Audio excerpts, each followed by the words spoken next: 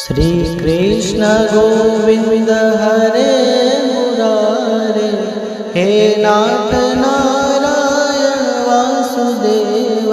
श्री कृष्ण गोविंद हरे मुरारे, हे नाथ नारायण वासुदेव। हे नाथ नारायण वासुदेव, हे नाथ नारायण वासुदेव, हे नाथ नारायण वासुदेव, हे नाथ नारायण। श्री गणेशाय नमः। बोलिए श्री पुरुषोत्तम भगवान की जय। जगत गुरु श्री चंद्र भगवान की जय। पुरुषोत्तम मास एकादशी व्रत कथा। पुरुषोत्तम मास की कृष्ण पक्ष की द्वितीय एकादशी को परमा एकादशी कहा जाता है। कहीं कहीं पर इसे कामदा, पुरुषोत्तमी तथा हरिवल्लभा एकादशी भी कहते हैं। इसके पूर्व आपने पुरुषोत्तम मास की शुक्ल पक्ष की प्रथम एकादशी, जिसे पद्मिनी अथवा कमला एकादशी भी कहा जाता है, वह पावन पुण्यमय कथा आप श्रवण कर चुके हैं। अब आप सभी पुरुषोत्तम मास के कृष्ण पक्ष की परमा एकादशी की व्रत का कथा प्रेम पूर्वक श्रवण करें। इस एकादशी के दिन श्री पुरुषोत्तम भगवान की सेवा करनी चाहिए। धूप, दीप, नैवेद्य, पुष्प आदि से पूजा करें। श्रद्धा सहित पूजा करने से अनेकों दुर्लभ सिद्धियों की प्राप्ति होती है। धर्मराज युधिष्ठिर बोले, हे वासुदेव, अब आप कृपा करके मुझे पुरुषोत्तम मास के कृष्ण पक्ष की एकादशी का नाम और उसके व्रत की विधि तथा महात्मा को विस्तार पूर्वक बतलाइए। भगवान श्री कृष्ण बोले, हे राजन, इस एकादशी का नाम परमा एकादशी है। इसके व्रत के प्रभाव से मनुष्य के समस्त पाप नष्ट हो जाते हैं और वह जीव परम पवित्र हो जाता है तथा संसार के समस्त सुख प्राप्त कर अंत में परम पद को प्राप्त करता है। इस व्रत की विधि शुक्ल पक्ष की प्रथम एकादशी पद्मिनी के समान ही है। इस एकादशी में श्री पुरुषोत्तम भगवान की भक्ति पूर्वक पूजन करना चाहिए। इस बारे में एक अत्यंत सुंदर कथा है जो मैं तुम्हें सुना रहा हूँ। प्राचीन काल में काम्पिल्य नामक रमणीक नगरी में सुमेधा नाम का एक अत्यंत धर्मात्मा ब्राह्मण अपनी धर्मपत्नी पवित्रा के साथ निवास करता था। उसकी धर्मपत्नी अत्यंत पतिव्रता एवं आज्ञाकारिणी थी, लेकिन ब्राह्मण अपने पूर्व जन्म के किसी कारण से बड़ा दरिद्र था। बड़ी कठिनाई से भिक्षा के द्वारा दोनों का जीवन निर्वाह होता था।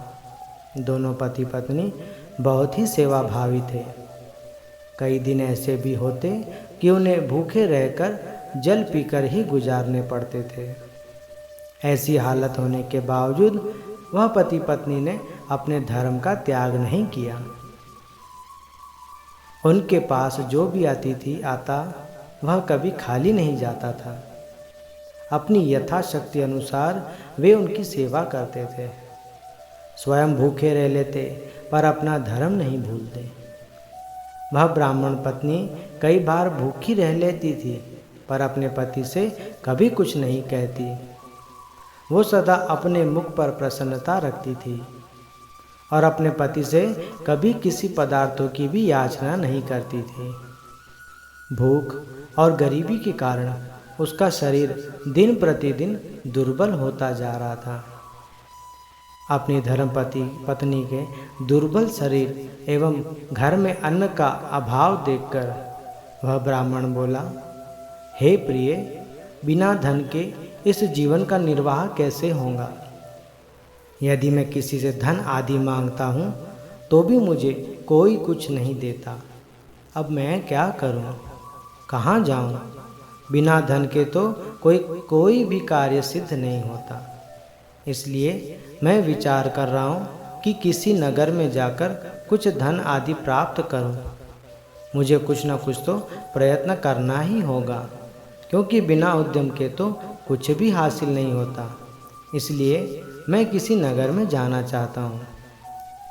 हताश ब्राह्मण के दुख भरे वचन सुनकर पवित्रा विनीत भाव से बोली, हे स्वामी, यद्यपि मैं कोई विद्वान अथवा ज्ञानी नहीं हूँ, फिर भी आपकी आज्ञा से मैं कुछ कहना चाहती हूँ।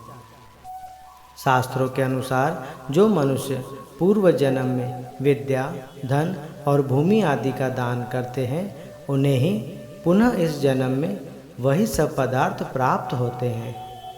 यदि कोई पूर्व जन्म में दान धर्म नहीं करता तो भगवान उसे केवल अन्न ही देते हैं। मैं आपका इस प्रकार वियोग नहीं सह सकती।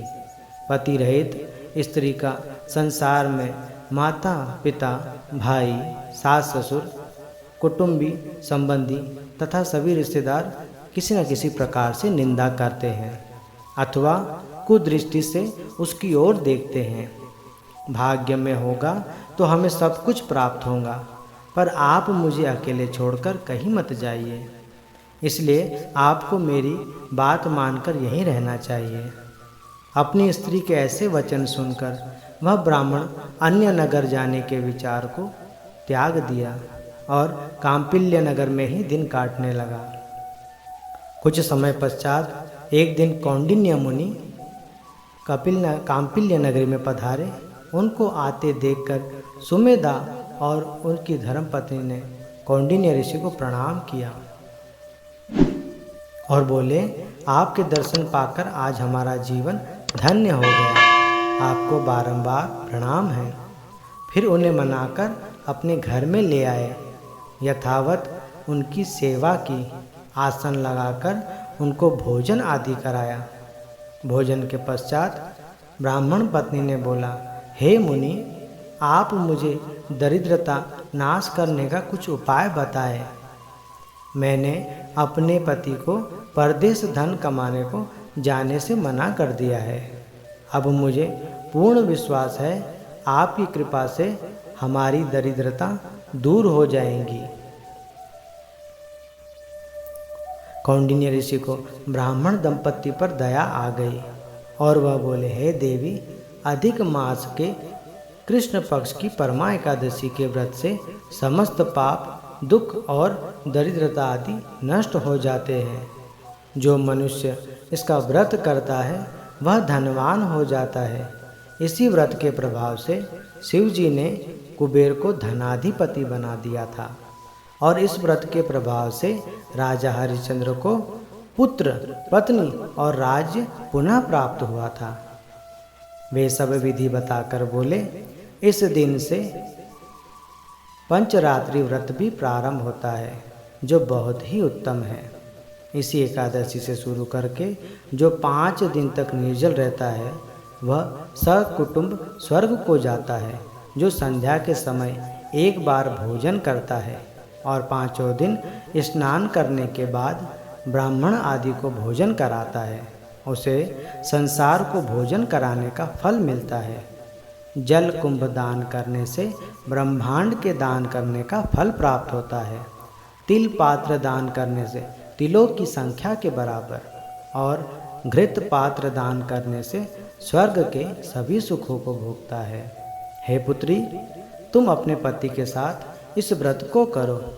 इससे तुम्हें पर्याप्त धन और सिद्धि की प्राप्ति होगी और अंत में पति सहित स्वर्ग को जाओगी। कौंडिन्य मुनि के कहे अनुसार ब्राह्मण दंपति ने 5 दिन परमा एकादशी का व्रत किया। व्रत समाप्त होने पर उसने देखा कि एक सुंदर राजकुमार अपने सेवकों सहित उसके सामने खड़े हैं। राजकुमार ने ब्रह्मा की प्रेरणा से एक सुंदर महल, जो कि सब वस्तुओं से सजा हुआ था, रहने के लिए उन्हें बना कर दिया। साथ ही राजकुमार ने आजीविका चलाने के लिए एक ग्राम देकर अपने लोक को चले गए।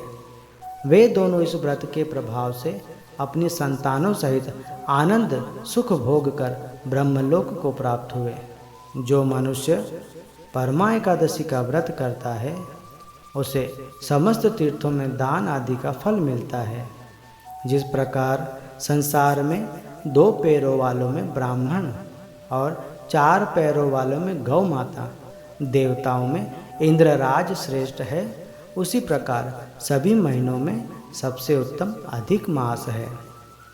इस महीने में पंचरात्रि व्रत अत्यंत पुण्य देने वाला है। इस महीने में पद्मिनी और परमा दोनों एकादशियाँ श्रेष्ठ हैं। उनके व्रत से समस्त पाप नष्ट हो जाते हैं और उनके घर में अन्न धन पुत्र पौत्र संसार के सभी सुख सरलता से आ जाते हैं। भगवान श्री कृष्ण बोले, हे धर्मराज युधिष्ठिर, जो आपने मुझसे पूछा था सो मैंने आपको बता दिया। अब आप इसका व्रत भक्तिपूर्वक कीजिए। जो मनुष्य अधिक मास की एकादशी तथा शिवरात्रि का व्रत करते हैं वे स्वर्ग में इंद्र के समान सुखों को भोगते हुए तीनों लोक में वंदित होकर मेरे परम धाम को प्राप्त होते हैं। बोलिए श्री पुरुषोत्तम भगवान की जय।